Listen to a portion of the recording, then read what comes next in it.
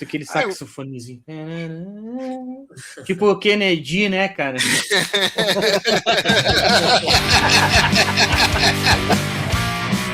Você está ouvindo Redação Desconecta.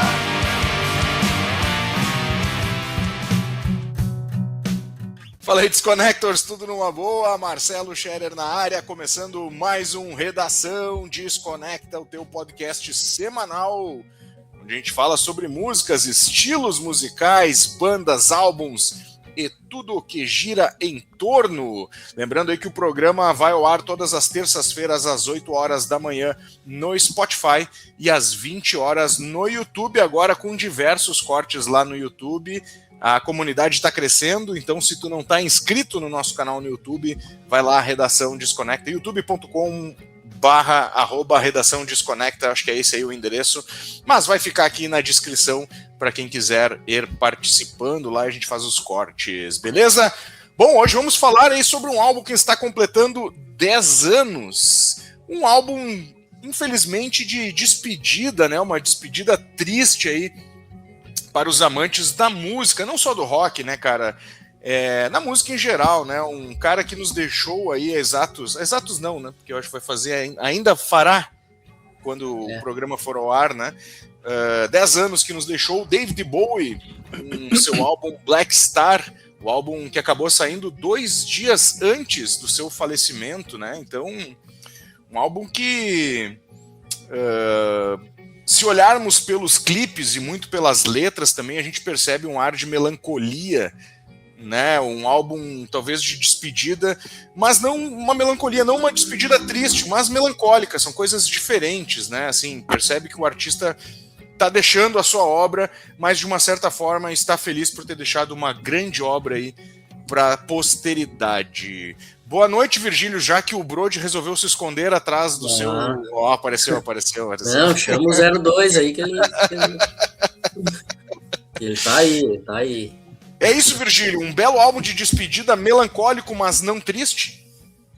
É isso aí, concordo totalmente. Eu acho que ele, inclusive com o diagnóstico, né, que ele conviveu com o câncer de pâncreas ali, os últimos 18 meses da vida, né, e eu acho que é uma boa forma também para quem, imagino eu, né, a gente não sabe, né, graças a Deus nunca passou por isso, mas assim, imagino que seja uma boa forma de passar o tempo e se sentir vivo nesses últimos dias, últimos meses, né, de vida, assim, né, se manter ativo e deixar ele já tinha um legado incrível, importante para deixar, mas deixar mais alguma coisa ainda, né, e eu acho que foi dá para ver, né, hoje, que foi muito planejado, assim, essa despedida dele, né, então acho que ficou muito bonito, assim. Brody, e aí, meu velho? Eu primeiro quero pedir desculpas aí, porque a conexão tá meio instável e é isso aí que tá fazendo cair a minha câmera.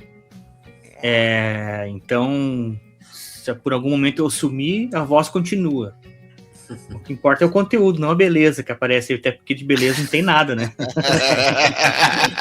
As nossas fãs aí ficam tristes quando tu some aí, deixa só o teu logo aí. Se tu diz, está dizido.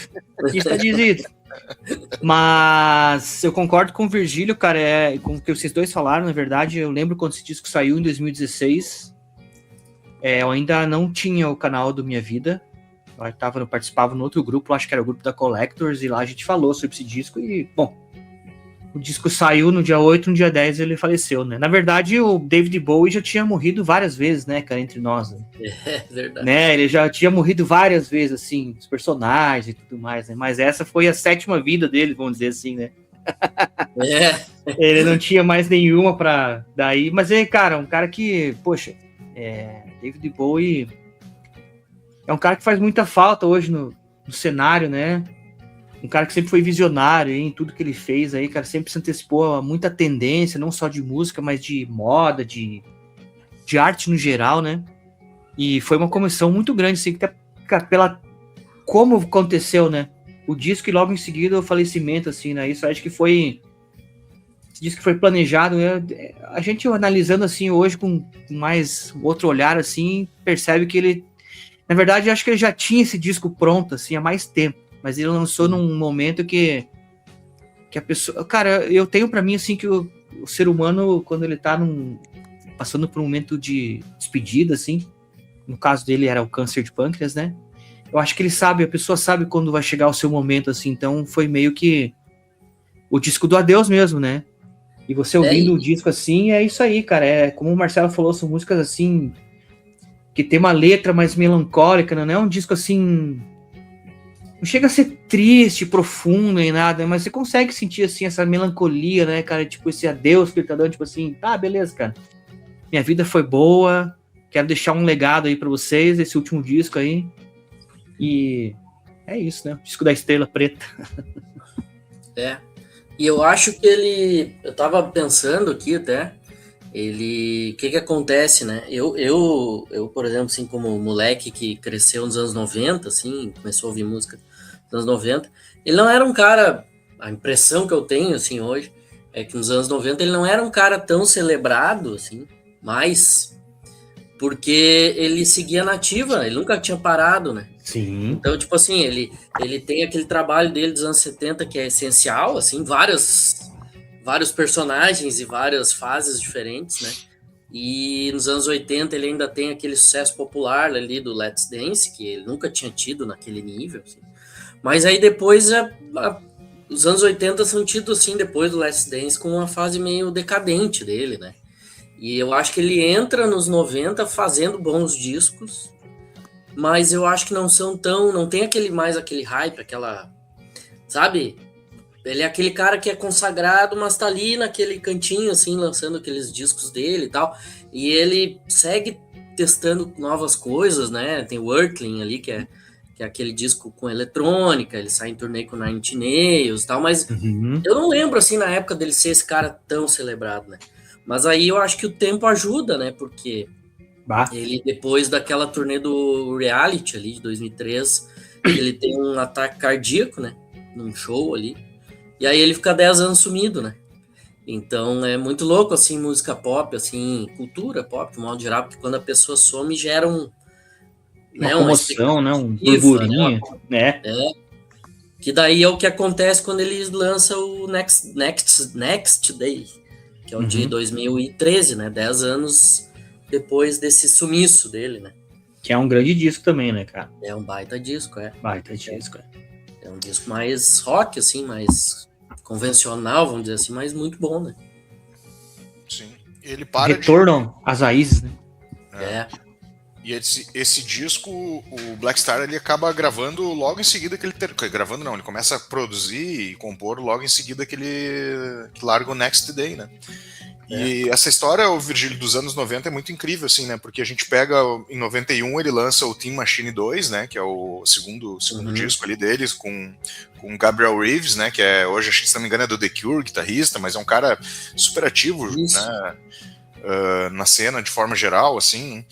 E, cara, e ele lançou um álbum, cara, que eu acabei... O meu primeiro disco do David Bowie foi um álbum de eletrônico dele, né, cara? E não era o Reality, era o anterior, aliás, dois anteriores, né? Porque tem o Heathen, o Hours, o Earthlings e o Outside, que é de 95. O Outside. Qual que era desses que tu tem?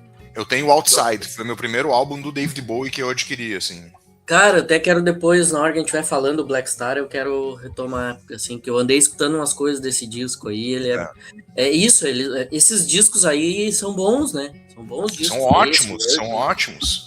E ele não tinha só esse hype todo mais, assim, né? De ser um cara muito falado e tal. Eu acho que é porque os 90 acabaram sendo uma outra vertente musical, né? Então os clássicos, né? Por mais que seja um som totalmente diferente do que ele fazia dos anos 70, totalmente diferente do que ele fazia dos anos 80,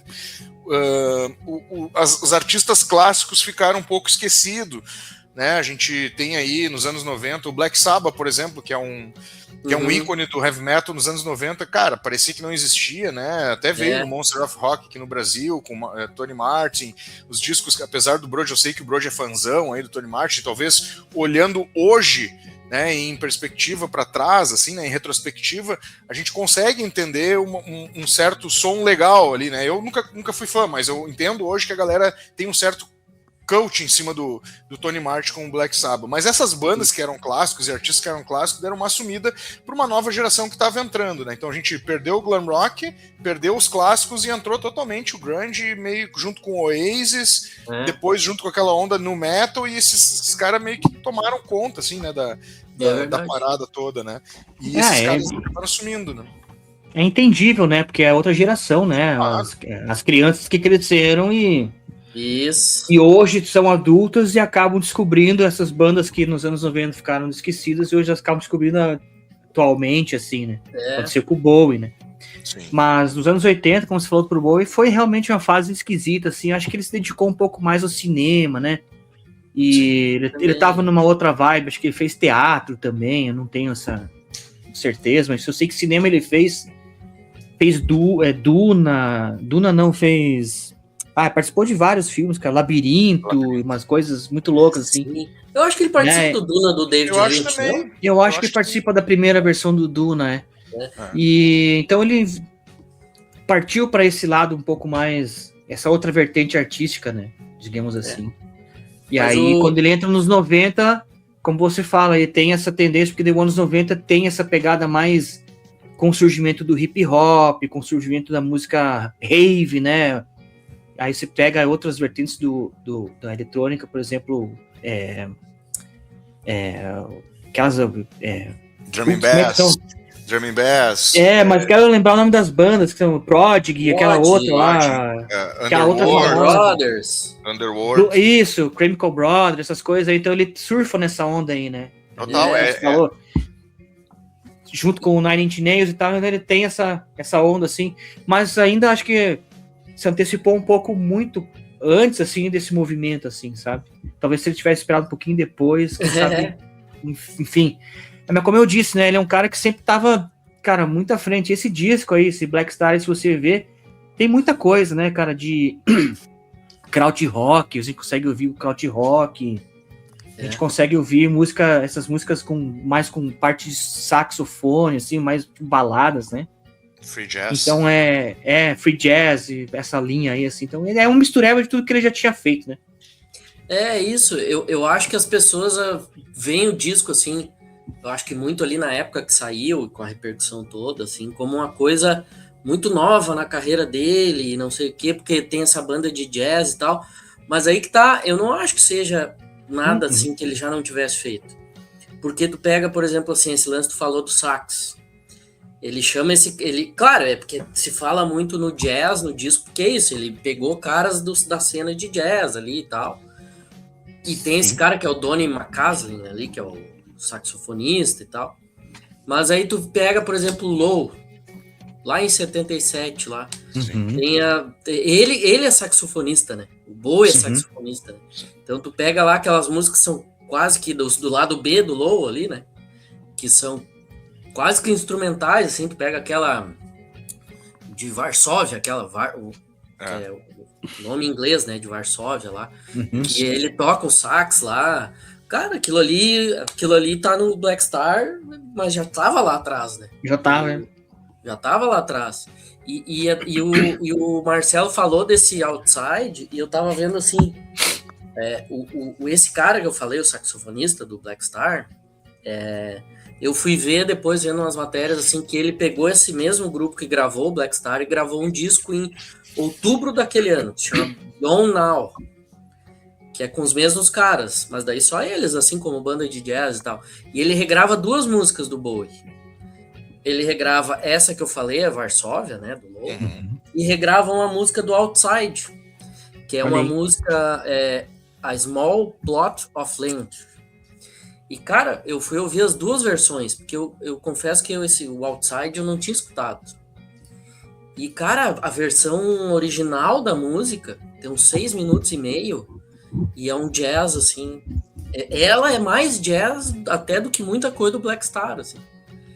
Então, tu vê, ele já vinha fazendo essas coisas, né? Não acho que seja, assim, como se ele estivesse fazendo uma coisa que ele já... totalmente nova. É muito bem feito, eu acho que tem a ousadia de trazer os caras do jazz ali, novos e tal, mas não é nada que ele já não tivesse feito, eu acho. Sim. É que eu acho que o Outside, ele ficou muito estigmatizado como se fosse um disco de música eletrônica do Bowie, né? E na realidade ele tá nessa linha também de free jazz, de kraut rock, e claro, muito apoiado no eletrônico, com certeza, disso a gente não tem. Mas as pessoas gostam de simplificar muito as obras, né? Principalmente de um artista que é um artista fora da casa, né? Vamos colocar assim, né? No sentido amplo da palavra, né? Ele é um cara que vai por várias vertentes, né? Nunca parou, né? A gente sabe que o Bowie é o camaleão, não é à toa, né? Mas eu concordo contigo, Virgílio, até ia comentar isso. Tem uma ligação muito forte do Black Star com esse Outside, inclusive nas partes que aqui não são tão eletrônicas, mas elas têm aquela parada do jazz, do free jazz principalmente, e que acompanha a música eletrônica, que é a parada ritualística, né, de manter um looping, né, eles estão ali viajando sempre com o looping, aí tem o sax que vai viajando, vai pro free jazz, digamos assim, se liberta daquele loop, mas a galera ali, a base ali toda, ela mantém aquele loopzinho ali, né, e isso se repete bastante nesse disco, né, principalmente com a primeira faixa, que é maravilhosa, né, cara. Meu Deus. Cara, o que é essa faixa, meu? Essa primeira 9 minutos. Quase 10 minutos, né, eu acho. Quase 10, cara, quase 10. Uma loucura. E a primeira. E o legal é que ele consegue dar um duplo twist carpado, né, cara? Porque ela muda e ela entra num clima meio pop, assim, né? Assim, mantendo as referências de jazz, mas entra naquele clima meio Bowie 70, assim. Não um glam rock propriamente dito, mas com umas melodias, principalmente de vocais, que lembram muito o que ele fazia nos anos 70, assim. É verdade. É uma união das duas coisas, né? Tem essa viagem, assim, do jazz, de não ter muito onde parar, assim, né? Se deixasse a música naquela primeira parte, eles podiam esticar aquilo ainda, né? Mas aí vem essa quebra, que é ali nos 4 minutos e pouco, assim, né? E aí vai para esse lado mais Bowie, assim, né? É como se tivesse... Essa música, eu acho que é a que mostra mais as duas coisas, assim, na mesma faixa, né? Esses dois lados, vamos dizer assim. E os clipes também, né? Assim, uma loucura. Nossa. Os clipes com essa temática... legal que ele segue uma temática, né? Como é que a gente chama? Puta, me fugiu a palavra. Uma estética? Uma estética visual muito parecida, né? Mesmo, o cara tá lá no universo, né? E o outro tá deitado numa cama. Mas a estética, ela se conversa, né? Inclusive com a questão da venda ali, né? Ele tá com aquela venda nos olhos, né? E, cara, ele retoma também nesse disco o Major Tom, né? O Tom Majors, né? Que é um personagem, né? Que muitos dizem que é um alter ego, outros viajam, né? Que é um cara fora que ele não retomava há muito tempo, né? Que eu acho que do último disco que ele falava era aquele que tinha Ashes to Ashes, de 83, eu acho que era um disco que fazia tempo que andava sumido o Major Tom. No clipe tem uma mulher, assim, que encontra um astronauta, né? Só que daí ela abre, assim, a viseira e tá só o esqueleto com umas joias, assim, em volta, né? Aquelas coisas bem psicodélicas, assim. Mas remete ao Major Tom também ali no clipe. Total. E essas coisas, olha só que louco, né, cara? Eu assim, com certeza esse cara, ele sabe que o câncer no pâncreas é um dos mais agressivos e que, infelizmente, mata muito rápido, assim, né, dos cânceres aí, né?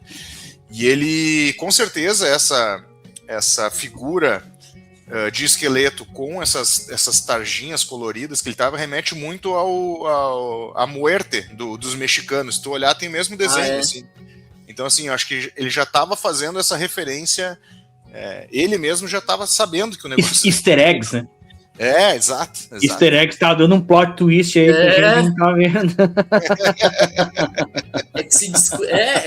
Eu vejo assim, eu vejo muito assim uma discussão que, tipo, o disco saiu no dia 8 e já tinha resenha, assim, tipo, alguns, né, as Pitchfork da vida já tinham resenhado e tal, e, cara, daí a discussão era assim, se tu ouviu o disco naquele dia 8, dia 9, ele é um disco.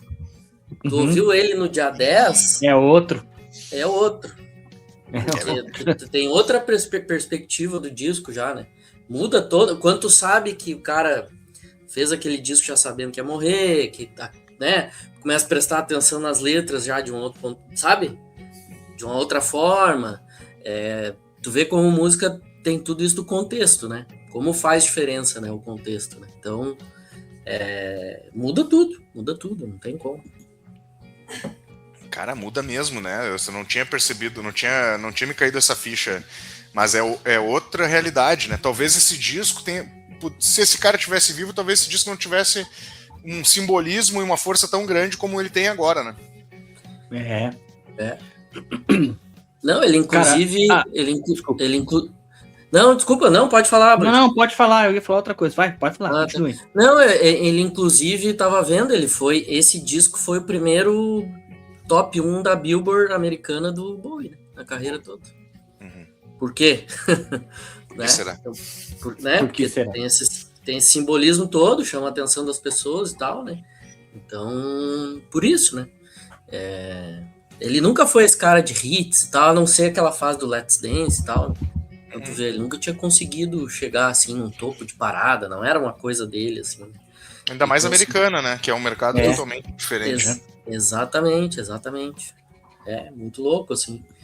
E eu acho que é muito legal, assim, também que ele... Eu acho que ele também... eu lembro que começou ali na época... Na época não, mas fechou a década, né? Eu lembro do Screen El aqui, brasileiro, só para citar um exemplo, que fez aquelas listas de melhores da década. E era assim... Eu vi em outros lugares também, mas era ou do Kendrick Lamar, o Pinta Butterfly, que era o do ano anterior, ou o Black Star do Bowie. E na do Screen El, eu lembro que o escolhido melhor disco da década foi o do Bowie, o Black Star. Então, tu vê, né, como impactou, assim. Ah, mas não tem como, né, cara? Não tem como. É tipo quando morrer, por exemplo, o Keith Richards, né, cara? Entendeu? Ou quando pensa assim comigo quando Paul McCartney falecer também, entendeu? Fica uma lacuna. Mas não adianta. O duro é que o Bowie tinha 68, né? Quando ele faleceu, né? 68, né? 69. 69. Uma boa ideia. Morreu com uma boa ideia. E ele faz... Aí é 51, né?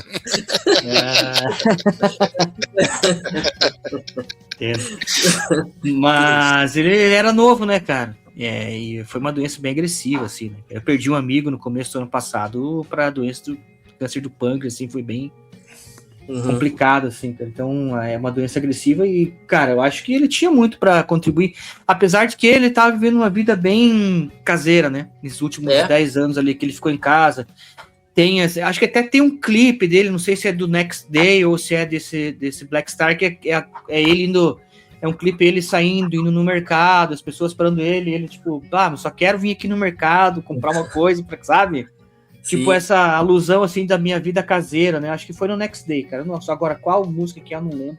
Mas eu acho que aí. Não posso estar enganado, mas eu acho que tem um clipe que é ele no mercado com aquela atriz, a Tilda Swinton. Eu acho que é isso aí, cara, que é meio uma alusão a essa vida que ele tava tendo, mais caseira, mais em casa e tal, né? Porque teve todos os problemas, acho que aí nesse meio tempo ele descobre a doença, né? Se trata e tal, mas aí não... porque ele faz, inclusive eu até tenho aqui o DVD, o Reality Tour. Esse show é máscara, meu Deus. É com aquela baixista, né? Como é que é o nome daquela carequinha? Gayle Essa mesmo, tocou no Lenny Kravitz. A mulher aí... Demais, toca com o Lenny Kravitz também. Ela tocou com o Tears for Fears ali, uma época. Foi o braço direito do Bowie muito tempo, assim, né? Cara, é um showzão, assim. E no fim foi a última turnê dele, né? A última turnê dele, 2003. Ele não fez no Next Day? Não fez nada. É que aí que tá, ninguém esperava mais nada, né? O Next Day vem assim, tipo, sem anúncio prévio, nada, assim. E não teve turnê de nada, assim, nesses últimos 2 discos dele, assim. Tanto que o Next Day é considerado o melhor disco deles desde os anos 80, né? Dos anos 80 pra cá, até ter lançado o Next Day é considerado, tipo assim, o melhor disco deles, né? E aí o Black Star é a obra cerejinha do bolo, né? Cerejinha do bolo. Vocês estavam falando ali de momentos caseiros, né? Eu acho que eu vi um vídeo Mas não era clipe nem nada, mas eu acho que era ele com a neta, né? Eu acho que passava bons momentos com a neta dele e tal. Eu não sei se era a neta dele ou era um vídeo antigo dele. Não, acho que é com a filha, né? Porque a filha dele era bem mais nova, né? Com essa última esposa dele, com a modelo, né? Uhum. Então, ela assim, até lançou disco esse ano, né? Ano passado, né? Na verdade, nós estamos em 2026 já. Eu não me liguei. Isso passou batido. Mas é que assim, ó, ela nem bota assim o Bowie, não. É Lexi Jones. Lexi Jones, L-E-X-I. Achei que ela fosse modelo. Não. A mãe dela era, né? Eu não sei ela, mas ela lançou esse disco. Tu diz a filha dele, tá? Sim, filha dele. Sim, tá. Sim, isso eu vi. Eu não ouvi o disco, mas eu vi que ela lançou, verdade. Sim. Eu te confesso que eu não ouvi também. Não sei se é bom ou não, mas ela não me parece assim que quis fazer grandes promoções em cima da função de ser filha dele. Não, pelo contrário. Quis, eu acho que deixar a coisa meio... É que o Jones é o sobrenome dele, né? Isso, o sobrenome dele de batismo mesmo. De batismo, né? Não é Bowie, né? É Jones, né? Que é o que ele acabou... O Jones. outro é um nome artístico, assim, né? Isso. Cara, esse é um... Eu acho que ele é um álbum... se a gente quiser rotular como qualquer obra do Bowie, a gente pode colocar ele como free jazz, né, com influências de krautrock, mas ao mesmo tempo ele tem uma liberdade artística aqui que fazia, acho que muito tempo que ele não tinha, né, que ele não se dava esse luxo, né, porque o The Next Day ali, ele me parece que ele faz propositalmente, né, numa linha, cara, eu quero voltar aos bons tempos, digamos assim, né, é um troço mais rock, mais classicão. O Tin Machine, né, claro, tô pulando a fase toda dos anos 90, mas o Tin Machine, por exemplo, é um álbum de grupo, né, que é os irmãos Sales, né, guitarra, baixo e batera, o Gabriel Reeves na guitarra. Então, assim, é uma parada que ele toca sax, inclusive, nesse disco. Tem uma música do Tin Machine 2 que ele toca sax, não vou me lembrar agora. Eu tenho esse álbum, tem o 1 e o 2, na realidade, em vinil. Sim.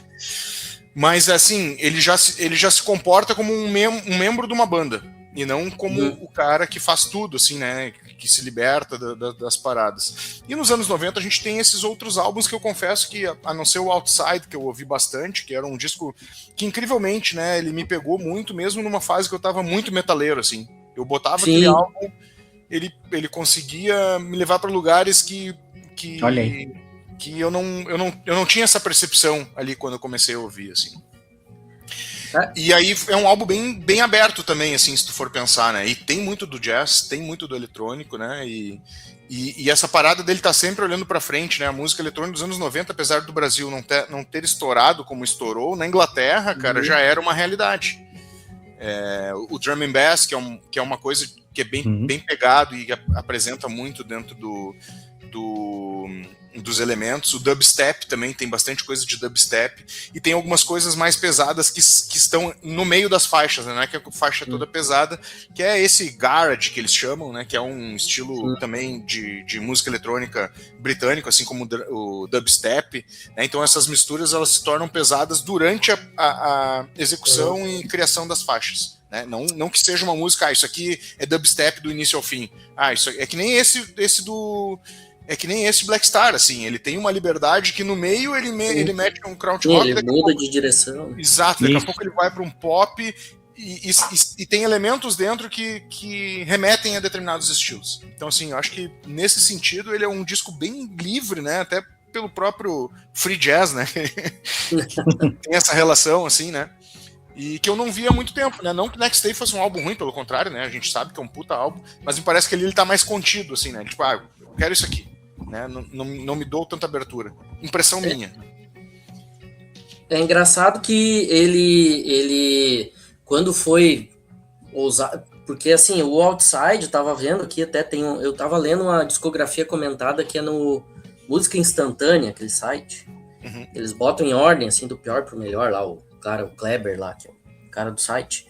E aí eu tava lendo que ele fala do Outside. O Outside foi produzido pelo Brian Eno, que é o cara da trilogia de Berlim dele, né? Tem esses elementos eletrônicos. E é engraçado que daí o tanto o Next Day, que é um disco mais convencional, como o próprio Black Star, estão com o Tony Visconti, né? Que era o cara já ali do Zig Stardust, o cara dos discos de outra pegada, assim, mas ele segue ele é o produtor também do Black Star, né? Então, eu acho que remete mais a essas coisas que ele fez com o Brian Eno, assim. Entendi.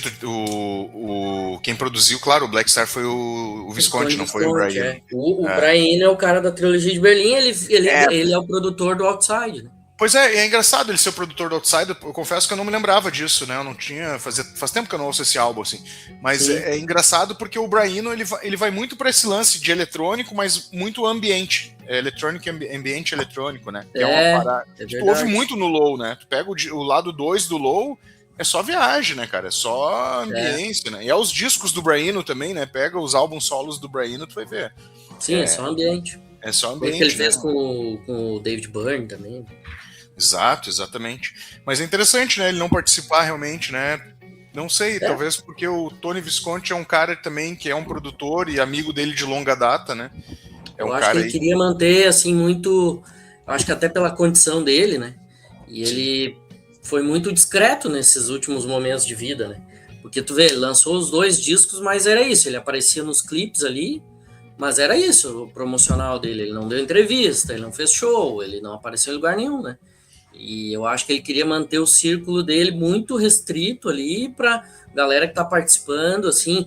E eu vi até, inclusive, eles dizendo, várias pessoas envolvidas dizendo que eles não sabiam, né, que ele estava passando por aquela questão de saúde. Assim, eu li isso aí em algum lugar também. Sério? Ele tava trabalhando ali e tal, e ninguém as pessoas não sabiam, assim, em torno, assim, qual era a condição dele. Caralho, então, ele foi super discreto, assim, com isso, né? Mas eu acho que ele quis manter o círculo, tipo, o Tony Visconti já gravou o anterior, não, vamos seguir com ele aqui também. Sim. O Tony Visconti é um cara que acompanha ele desde, sei lá. Ele foi baixista. Era o braço direito dele, né?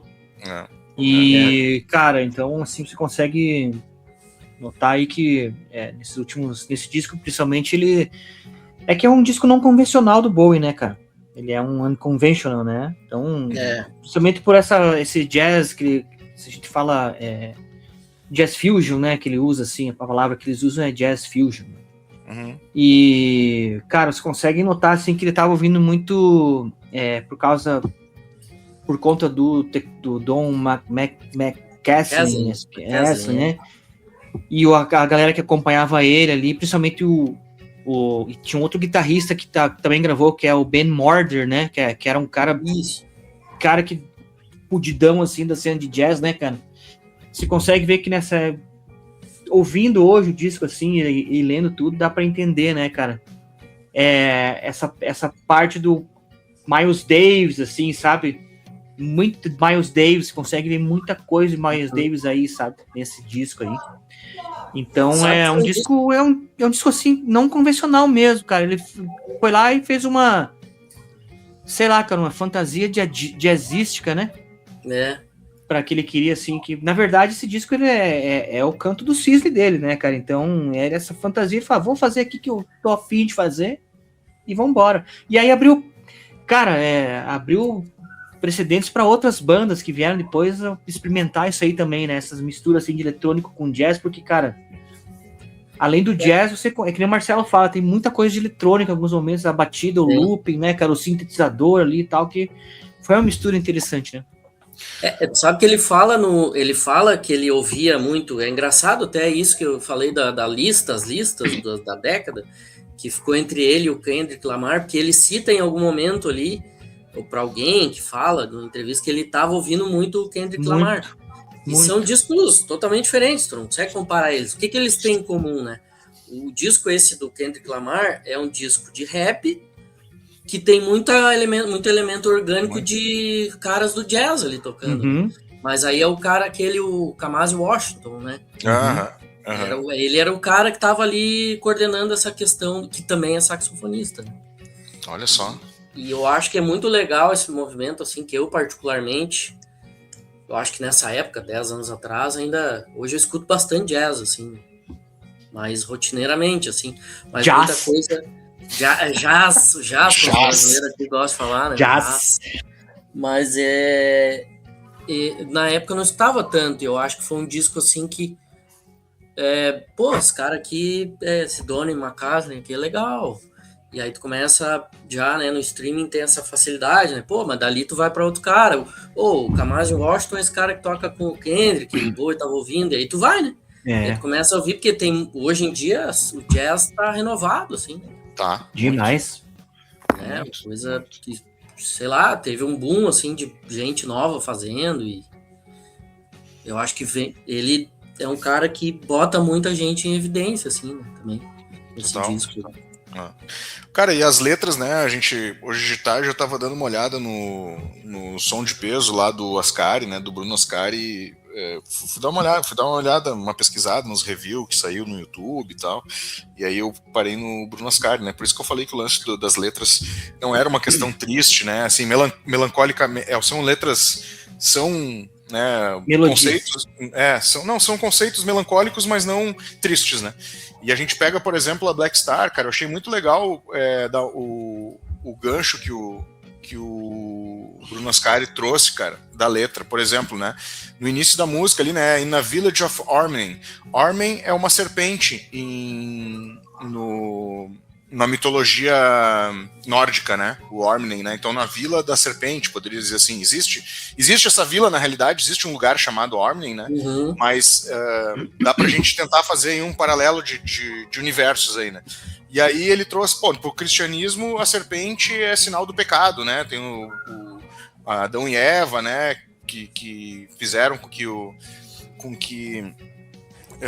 ou melhor, a serpente fez com que Adão e Eva pecassem, né, oferecendo o fruto proibido e tal, a maçã.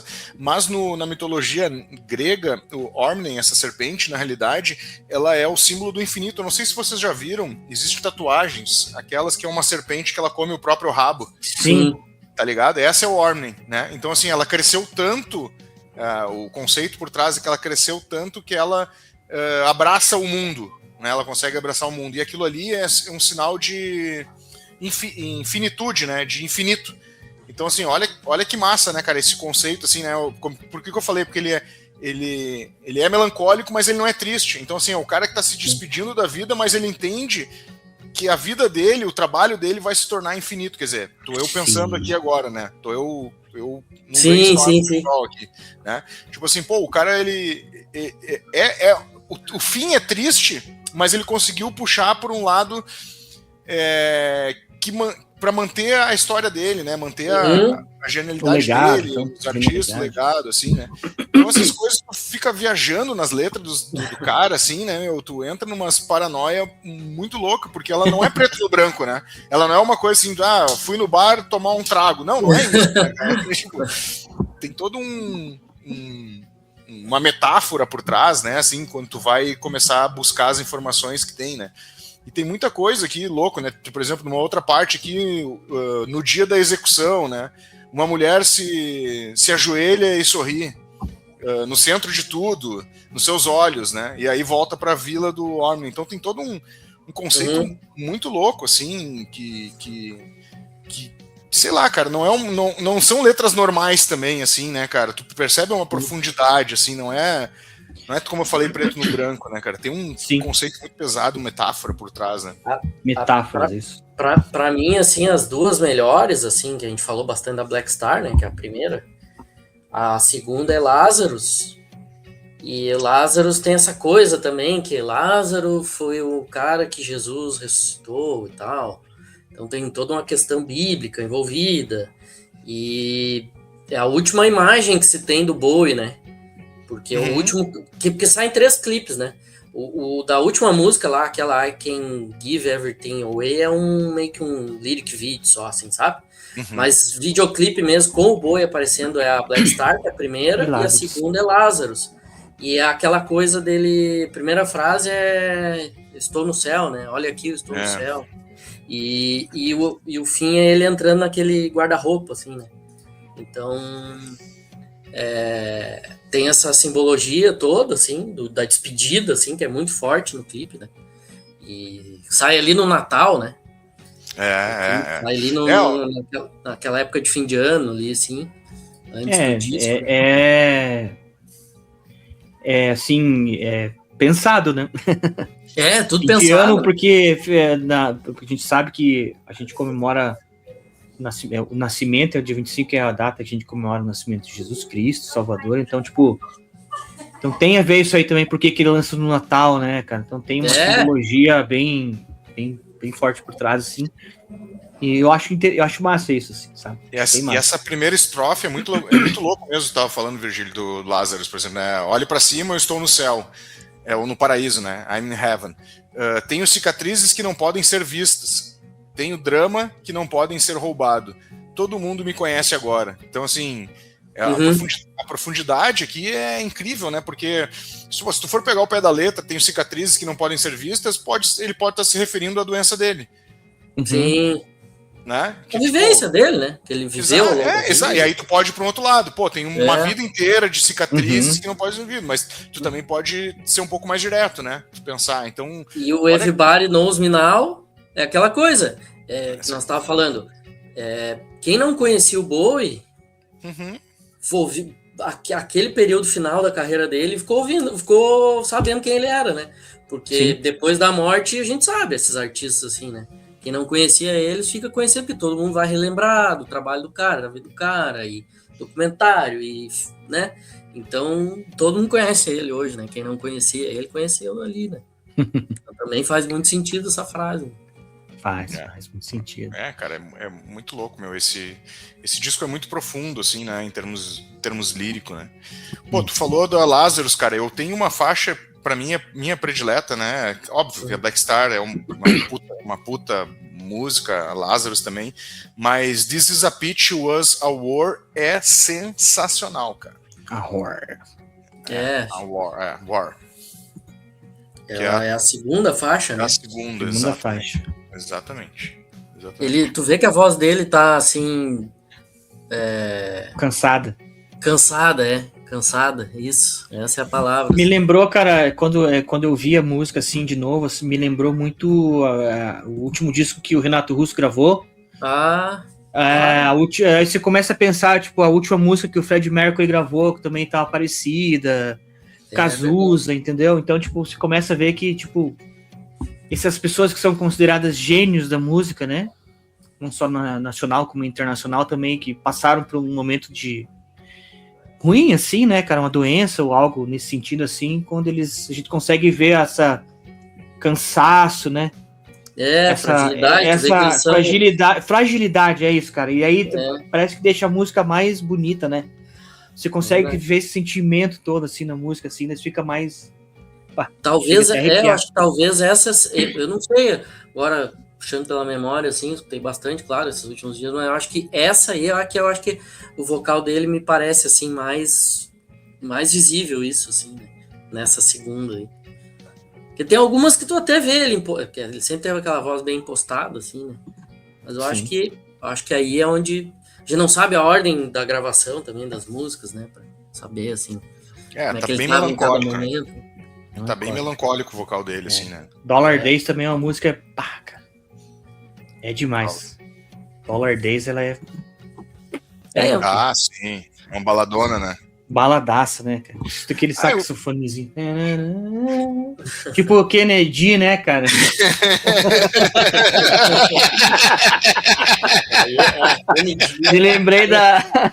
Eu me lembrei de uma cena de Friends, né, cara? Que eu sou fã de Friends, né? Vocês conseguem ver ali, mas aqui, ó. Ali tá eles aqui em cima, ó. Pode crer. Olha eles aqui. Eles ali. E tem uma cena de Friends que eles estão discutindo lá, o Joe e o Ross e o Chandler, né? Não sei o que eles estão falando, daí ele fala assim, sei lá, cara, que discussão que é, daí o Ross fala assim, eu só quero ir pra casa jogar meu quebra-cabeça e ouvir um Kennedy quando chegar em casa. Que belo entretenimento, hein? Putz. O cara vai ouvir um Kennedy em casa. Kennedy, né? Ô, Brody, eu ia te perguntar uma hora ali antes que vocês estavam falando sobre o álbum, tu e o Virgílio ali, começou uns outros assuntos juntos, acabei deixando passar para aproveitar um respiro. Cara, tu que olha bastante as resenhas da galera do prog, eles falam desse disco aí, meu? Tem um site que tu olha, que eu não me lembro como é que é o nome do site. Sim, é o Hate Your Music, né? Mas esse é um site de prog, não é um outro que é um de prog? Sim, cara. Um site só de prog. Não é o Hate Your Music, é... Ah, tem um de prog, como é que é o nome, cara? Eu sei que tu eu não lembro. Trouxe umas semanas atrás sobre o... Eu sempre trago, né? Eu sempre trago esse site, mas hoje eu confesso pra você que não... Vou procurar ele aqui, cara. Mas assim, ele é eu acho que é involuntariamente é um disco, assim, que acaba caindo no gosto do pessoal por ter essa veia mais jazzística, né? Porque o pessoal que é, assim, muito fã de música progressiva, né, cara? Eles são fãs de jazz, assim, ao extremo, né? Então, vocês... Música... E não só isso, música clássica também, né? Sim. Então, se você cair numa celeuma aí de você querer discutir algumas coisas aí a gente pode até chamar o Camisa 2 para vir aqui, se ele de repente quiser vir. O Júlio, ele vai concordar com a gente ou não, cara, mas é assim, quem ouve prog realmente gosta de todas as vertentes e acaba caindo para esse lado mais jazzístico, assim. Então, eu só não tô conseguindo lembrar o nome do site agora, cara. Prog Archives. Achei. É o Prog Archives. Quando você Prog Archives, né? Archives.com. Pensei que fosse Archives, não Archives. Meu inglês não tá muito bom. Tem aqui várias resenhas, cara. E assim, ó. Quando você abre o site para ver porque assim, quando você entra lá, você dá uma nota, né? Sim. Então, eles têm a nota, acho que vai até 10, eu não sei, mas aqui tá em 4.7, que é uma nota boa. Dessas notas aí, 55% colocam ele como um disco essencial, a masterpiece of rock music. 31% colocam como excellent additions to any rock music collection. Então é uma excelente aquisição para qualquer discografia aí, né? E, cara, se você pegar assim as resenhas, o pessoal só falando bem, assim, tá? Então, só falando bem mesmo, assim, você pega as fotinhos dos caras, o cara com foto do Marillion, coisa bem louca, assim, sabe? Tipo, é bem legal de ver isso aí, cara. Eu gosto de trazer quando a gente traz algum álbum assim pra ver, mas todo mundo falando de uma maneira ou outra, assim, falando bem do disco, principalmente por isso, né, cara? Por ter essa veia mais ligada ao Jazz Fusion, né? E uma coisa que eu tava lendo aqui, cara, na npr.org, né? É que a gente falou do jazz, mas em 85, cara, ele lança um single, o David Bowie, com o pessoal do Pat Metheny Group, né? Que é a música This Is Not America. Então essa aí foi a primeira colaboração que ele teve com esse pessoal do jazz, assim. Veja, 85, né? Eu não sabia dessa. This is Not America, né? Daí, claro, a gente já falou dos anos 80, dos anos 90, e aqui ele resgata isso com essa naipe de gente aí que aqui os caras, eu tava vendo aqui os nomes dos caras, até deixa eu pegar aqui pra falar. É o Donny McCaslin, saxofone, Jason Lindner, teclados, Tim Lefebvre no baixo, Mark Juliana na bateria. No baixo, e tem esse cara da guitarra que entra depois, né, no meio do processo. Ali também. Ben Monder. Isso aí, Ben Monder, exatamente. Timaço, né? Os caras são de Nova York, né? É isso? Sim. Ele tava num bar, o Bowie, né? Ele foi num bar de jazz que é no West Village. Como é que é o nome do bar? 55 Bar, 50 Bar. E aí foi ver os caras lá. E aí ele tava nesse meio... Tinha lançado o Next Day e tal. E ele lançou uma coletânea. Saiu uma coletânea do Bowie que tem uma faixa inédita. Que daí viria a ser faixa do Black Star, que é a quarta faixa, né? Que é a Sue or in a Season of Prime, aquela. Essa música já tem uma versão na coletânea, né? Antes de sair no Black Star. E é com uma mulher lá do jazz, lá que trabalha com orquestra, que é a Maria Schneider. Aí ele fala com ela E ela fala com o Donny McCaslin e tal, e eles fazem essa primeira versão dessa música pra coletânea. E aí ele resolve gravar o disco com os caras, né? Tanto é que eles botam essa música no disco, mas é uma outra versão, assim, um pouquinho diferente, né? Da coletânea. Tem uma parte massa aqui, porque eu acho que é legal a gente passar aqui na Wikipedia. Ó. Os músicos receberam, eu acho que é a original da Seal, principalmente olhando para essa, foi a primeira que eles fizeram, então. Os músicos receberam demos de Bowie em dezembro de 2014, em preparação para as sessões do início do novo ano. Visconti disse a Mojo, né, que é uma revista: se tivéssemos usado os músicos anteriores de Bowie, seriam músicos de rock tocando jazz. Ter músicos de jazz tocando música rock vira ao avesso. O Lefebvre, que acho que é o baixista, né? Posteriormente disse que a química da banda tornou as sessões muito mais fáceis. Bowie sabia exatamente o que queria, então Lefebvre se sentiu especial por Bowie escolher uma banda que era uma unidade e não um conjunto aleatório de músicos de estúdio. Então o Bowie, querendo ou não, é um cara que também tem uma visão do todo, né? Ele não é um... Sim.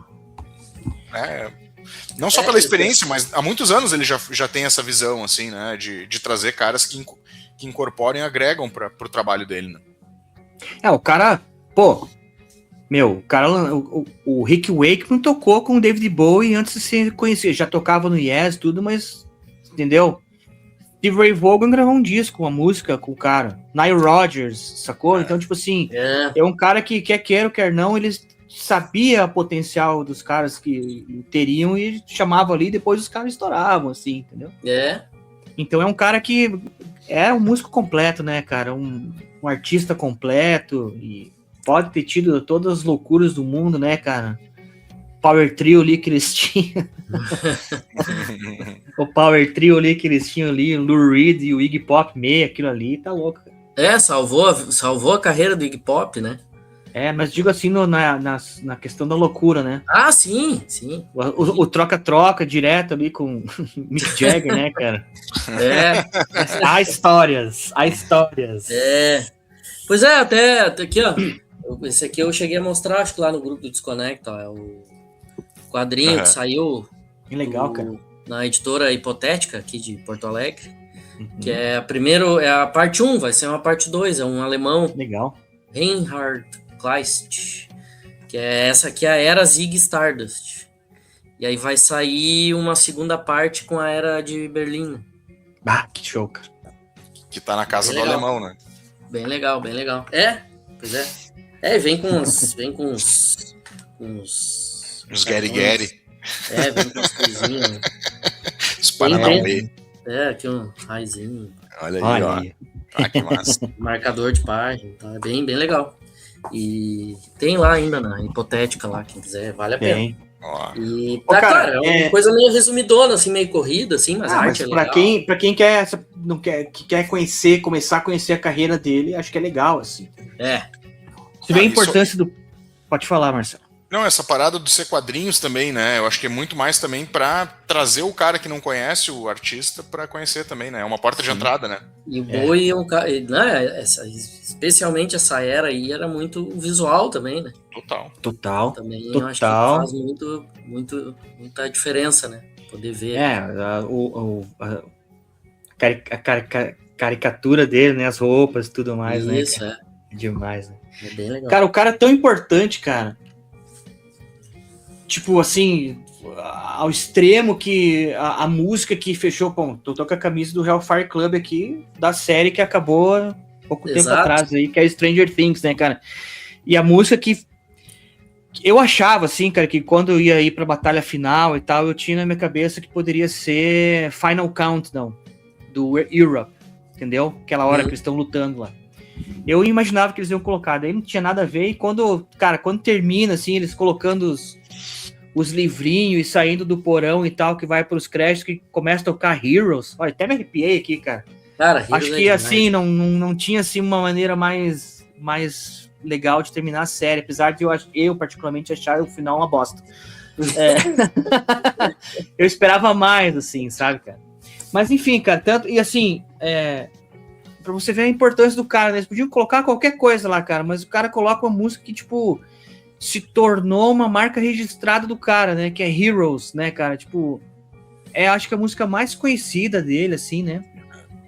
Acho que é a música que, cara, quando você fala em Bowie, assim, acho que a primeira música que te vem na cabeça por a pessoa que talvez não conheça ou conheça pouco, fala, eu conheço, cara, aquele do Heroes, né? Entendeu? Isso. Eu lembro que então, teve uma versão dos anos 90, né? Isso, foi o revival do Bowie, né? A gente tava falando do Bowie ser esquecido, mas o Wallflowers, não era o Wallflowers? Isso, Wallflowers. Era pra um filme, segundo disco, né? Pô, o Wallflowers, o cara é o filho do Bob Dylan. Bob Dylan. Bela banda, viu? Bela banda, e tem um disco que tá completando o aniversário esse ano aí, cara. Então, já vamos deixar a dica aí. Primeiro disco, né? Acho que é o primeiro disco. 30 anos. Lançado junto com Samba Poconedo.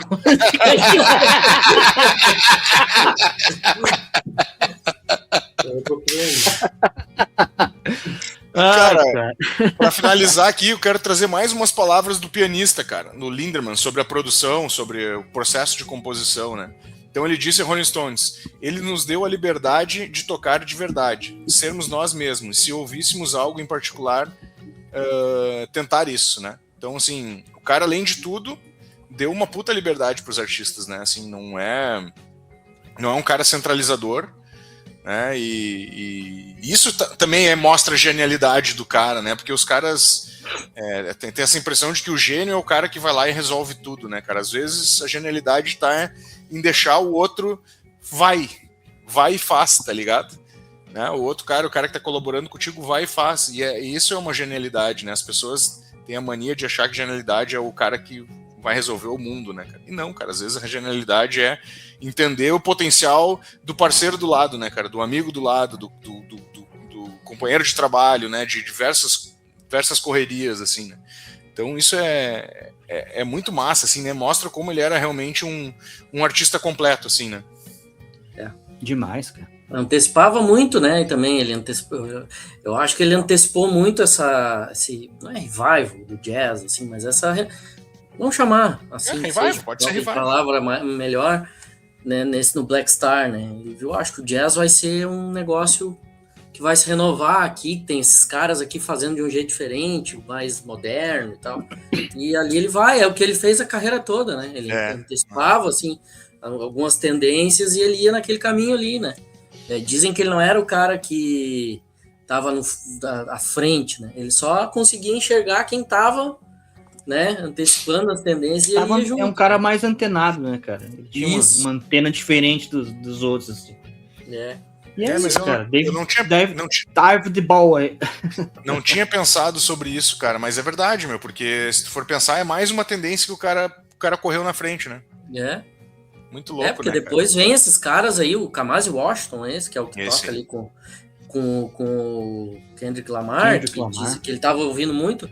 Cara, pro jazz, porque era o jazz, assim, aquele nicho, né, que a gente fala, cara, ele é enorme hoje. Sim. Esse cara. Demais, né? Então, tipo, o próprio, cara, voltando um pouco aí no mais passado, o próprio Miles Davis era um cara também que fez uma mudança tremenda pro jazz, né? Ele, tocou ao lado do John Coltrane, um monte de cara foda, assim, mas ele experimentou coisas diferentes, né? Sei lá, considerado o Jimi Hendrix do trompete ali, né? Eles chegaram a fazer uma jam session juntos, chegaram a cogitar talvez a gravar algo junto, né? Mas até onde eu li, assim, até onde eu sei, é que o Jimi Hendrix falou assim, cara, eu não entendo metade dessas coisas que estão escritas aí, eu sou um cara que vou indo. E o cara quer seguir aquelas notas, não vai rolar. Não nada. Mas eu acho que a diferença do Miles Davis pro Bowie é que o Miles Davis era um cara do jazz. Ele era do jazz. Por mais que ele também antecipasse tendências dentro do jazz, corria atrás, coisas novas, mas o Bowie, assim como os outros, o Bowie é um cara do pop, podemos dizer assim, né? Da cultura pop de forma geral, né? Ele, mesmo que ele, em momentos, ele vá pro experimental, como no Outside, como no próprio Black Star aí, né? Black Star, mas ele tá sempre buscando alguma coisa muito diferente que tá rolando no ar aí, que as pessoas não conseguem direcionar, né? Ele direciona e transforma aquilo ali, né? Isso aí. Traz a forma essas novas tendências, né? Dá forma para Exatamente. essas novas tendências, né? Que é muito louco isso, né? Fechamos, gurizada? Mais algum ponto que a gente esqueceu? Não, acho que não. Pra mim, era isso. Isto posto. Isto posto, Brod, suas considerações finais, Brod. Brot. Falando em alemão aqui. Deutschland. Cara, obrigado aí pela participação e pela dica do Virgílio, né, cara? Que essa foi dica do Virgílio aí. A gente, depois de uma semana aí. Porque assim, o pessoal acha que a gente ficou trabalhando direto, mas a gente teve uma semaninha de descanso. É aí, bom, né? cara? Dar uma parada. Amém. A gente deixou meio que programado as coisas assim, mas estamos aqui já organizando a agenda de janeiro, mas essa ideia foi do Virgílio e na hora que o Marcelo falou, o que você acha? Bora? Vamos embora, cara, entendeu? É bom relembrar isso aí, cara, e ver como o David Bowie é um cara que se faz importante na nossa vivência, né? Eu confesso pra você assim que é aquela história, cara, que aconteceu comigo com Neil Young, que aconteceu comigo com Bob Dylan, com um monte de gente, cara. Eu descobri ele muito tarde. Na verdade, eu comecei a ouvir David Bowie, cara, por causa da versão de Heroes do Wallflowers, assim, entendeu? Aí eu comecei a entender um pouco mais e tudo mais. Aí daí já tinha os discos que eu tenho aqui do David Bowie que eu tinha comprado em lotes. Eu tenho o Aladdin Sane, tem aquele Pin-Ups, que é uma coletânea, e daí tem o Labyrinth, tem uns discos aí dos anos 80 que não é meia boca, assim, mas aí depois com o streaming a gente consegue, né? Eu tenho esse aqui, ó. Isso aí... Clássico. Classicaço, né? Mas assim, cara, eu lembro de ter visto também, a primeira vez que eu vi o David Bowie foi naquele filme Eu, Cristiane F., 13 anos, drogada. Lembra, cara? Que ela aparece tocando lá no palco. As pessoas botavam assim pra ver isso na escola, né? Cara. A minha mãe botava pra assistir várias vezes, porque, tipo, olha ali, ó. Aquilo ali é droga! Não faz isso! Droga! Não façam isso! Não faça isso, que né? E eu vi aquela figura lá do Spider, né, cara? Era o Spiders from Mars naquela época. Putz, aquilo lá me impactou, assim, sabe? É um filme pesado, né? Pra quem não assistiu ainda. Sei lá, se tem alguém que ainda não assistiu, cara, assista, porque é um filme bem legal, assim. Foi a primeira vez que eu vi o David Bowie, mas assim, nunca... É porque, cara, a minha vida musical começa no heavy metal, no thrash metal, no black metal, death metal, entendeu? Era dessas vertentes aí de ouvir Dayside, tá ligado? Metalúrgico, olha, metalúrgico é apelido, eu era serralheiro, né, cara?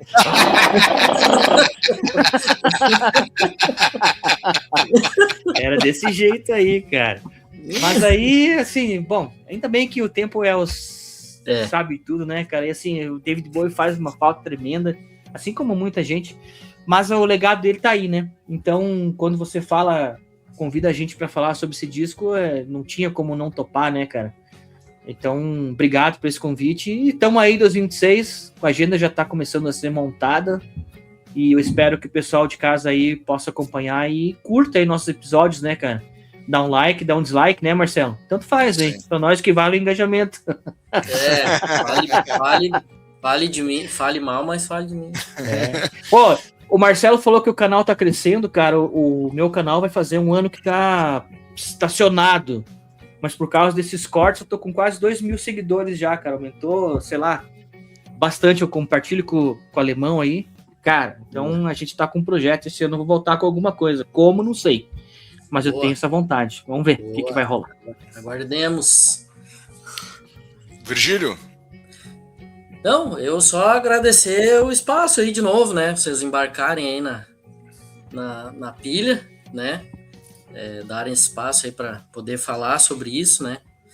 Desde que a gente se conheceu aí, sempre que eu boto alguma pauta aí na mesa aí, vocês abraçam, então só agradecer, muito legal o papo mais uma vez e 2026 estou aí à disposição, a hora que quiserem, só me chamar aí que eu tô na área. É nóis. Valeu, Virgílio. Obrigado aí pela pauta, porque realmente é um disco importante, é um disco emblemático.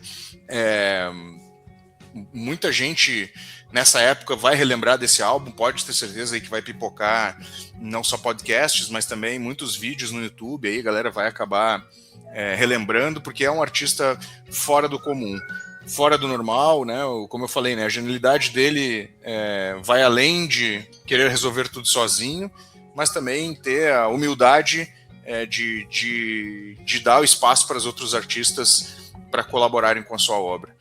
Era isso então, fechamos mais um Redação Desconecta. Lembrando aí que o programa vai ao ar todas as terças-feiras às 8 horas da manhã no Spotify e também às 20 horas no YouTube. Lá no YouTube também está rolando vários cortes dos programas já passados e gravados, e logo estará esse aqui por lá também. A gente se fala semana que vem. Só um detalhe antes do demais. A gente errou na nossa contagem aqui. A gente foi fazer uma cariação, né? Uma cariação aí. Uma recontagem nos votos. Recontagem, a gente já tá no episódio 90, né? Esse aqui. Já é o 90, era pra ter 87, 88, estamos no 90, então a gente vai chegar aos 100 antes de... Talvez finalzinho de fevereiro, comecinho de março, um pouquinho antes do previsto, então fiquem ligados no episódio 100 aí, vamos ver se vai ter bolo de aniversário. Comes e bebes, né? Comes e bebes. Cara, pra te ver, não use o voto digital, ele dá tudo errado. A gente teve que recontar na urna lá, tivemos que ir lá no papelzinho. Viu? Tecnologia. Manualmente, cara. Tô zoando, galera. Tô zoando antes que me xinguem. Valeu, até semana que vem. Abraço a todos. Até mais.